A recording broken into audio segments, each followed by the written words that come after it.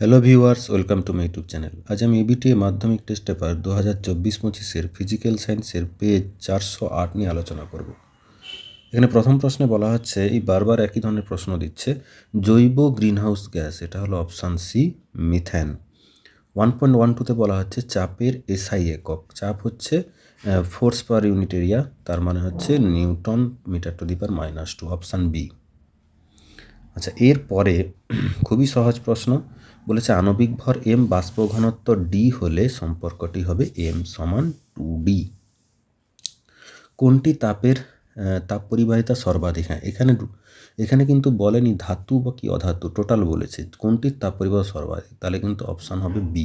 রূপোর থেকেও কিন্তু হীরের বেশি তাপ পরিবাহিতা।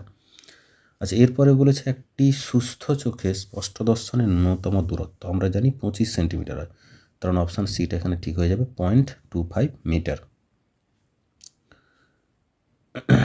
কোন আলোক রশ্মি একটি কাঁচের স্ল্যাবের উপর লম্বভাবে আপতিত হলে তার চ্যুতি কোণ হবে 0 ডিগ্রি, অপশান এ।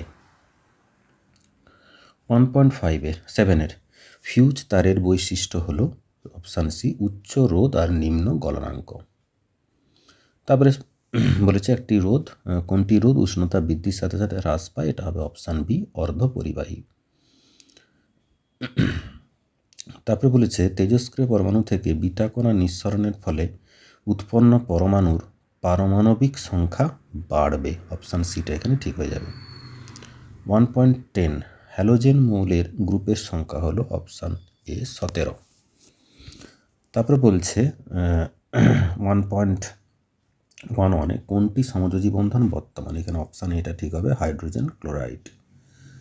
তারপরে বলেছে কোনটি জলীয় দ্রবণে মৃদু তড়িৎ বিশ্লেষণ, এখানে অপশান সিটা হবে CH3COOH।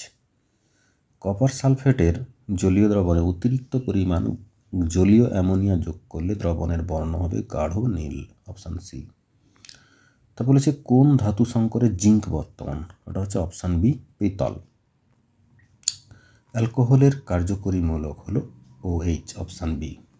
এরপরে এসে কিউগুলো দেখে নাও। 2.1 বলেছে বায়ুমণ্ডলের আয়ন মণ্ডলে বেতার তরঙ্গকে প্রতিফলিত করে, আয়ন মণ্ডল বেতার তরঙ্গকে প্রতিফলিত করে, আয়ন মণ্ডল। 2.1 অথবাতে বলা হচ্ছে ট্রপোস্ফিয়ারের উচ্চতা বৃদ্ধির সঙ্গে সঙ্গে উষ্ণতা প্রায় 6.5 ডিগ্রি সেন্টিগ্রেড হ্রাস পায়। তারপরে বলা ছিল যে কয়লার তাপন মূল্য 30,000 কিলো জুল পার কেজি বলতে কি বোঝায়, এটা হবে কয়লা একটি নমুনায়, এটা বলতে আমরা বুঝি যে 1 কেজি ভরের কয়লার একটি নমুনার সম্পূর্ণ দহনে 30,000 কিলোজুল তাপশক্তি উৎপন্ন হয়। এসআই পদ্ধতিতে আর এর মান হলো 8.314 joule mole inverse kelvin inverse. Charles সূত্রানুসারে ভি বনাম ক্যাপিটাল টি লেখচিত্র মূল বিন্দুগামী সরলরেখা হবে। তরলের আপাত প্রকৃত প্রসারণ গুণাঙ্কের মধ্যে তরলের প্রকৃত প্রসারণ গুণাঙ্ক তার নিজস্ব বৈশিষ্ট্য। তাপ পরিবাহিতাঙ্কের এসআই একক হলো joule metre inverse kelvin inverse second inverse. তারপরে বলেছে আলোর বিচ্ছুরণের একটি প্রাকৃতিক ঘটনা হলো রামধনু। অবতল লেন্সের সাহায্যে হর্ষদৃষ্টি প্রতিকার করা হয়। তড়িৎ প্রবাহের অভিমুখ বিপরীত দিক করা হলে বার্লোর-চক্রের ঘূর্ণন বিপরীতমুখী হয়। ডায়নামোতে যান্ত্রিক শক্তি তড়িৎ শক্তিতে রূপান্তরিত হয়। পারমাণবিক চুল্লিতে নিউক্লিয় বিভাজন বিক্রিয়ার সাহায্যে শক্তি উৎপাদিত হয়। একটি প্রাকৃতিক তেজস্ক্রিয় মৌলের উদাহরণ হলো ইউরেনিয়াম। তারপর দেখো স্তম্ভটা, একটি ক্ষার ধাতু এখানে পটাশিয়াম, একটি ইউরেনিয়ামাত্মক মৌল হচ্ছে নেপচুনিয়াম, হেমাটাইট থেকে আয়রন, সর্বাধিক তড়িৎ ঋণাত্মক মৌল ফ্লোরিন। CaO একটি হলো তড়িৎযোজী বর্তমান CaOর মধ্যে, CH3 লুইস ডট চিত্র তোমরা দেখে নাও। 2.13 বলেছে A ও বির পারমাণবিক সংখ্যা অ্যাকচুয়ালি 11 এবং 17, তাহলে AB যৌগটি হবে তড়িৎযোজী। অ্যালুমিনিয়াম থেকে অ্যালুমিনিয়াম নিষ্কাশনের সময় অ্যানোডে অক্সিজেন পাওয়া যায়। নেসলার বিকারকের সঙ্গে NH3 বিক্রিয়ায় উৎপন্ন যৌগটির রং হবে বাদামি। লেড নাইট্রেট জলীয় দ্রবণে H2S গ্যাস চালনা করলে যে কালো রঙের পদক্ষেপ পড়ে তার সংকেত হলো PbS।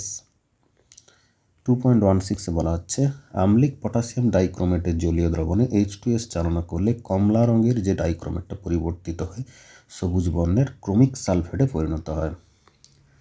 CH3CH2COOH এর বিপরীত নাম হলো প্রোপানোয়িক অ্যাসিড। তারপরে CH3CH2OH এর একটি সমবায়বের গঠন সংকেত দেখো CH3OCH3। আচ্ছা, এরপরে বলা ছিল সিএনজির পুরো নাম হচ্ছে কম্প্রেসড ন্যাচারাল গ্যাস, তোমরা সবাই জানো। তো এখানে আমি এমসিকিউ এসিকিউ সবগুলো আলোচনা করে দিলাম। যারা আগের ভিডিওগুলো দেখোনি তারা আমার প্লেলিস্টে গিয়ে ভিডিওগুলো অবশ্যই দেখে নাও, আর চ্যানেলটাকে অবশ্যই সাবস্ক্রাইব করে রাখো। Best of luck, thank you.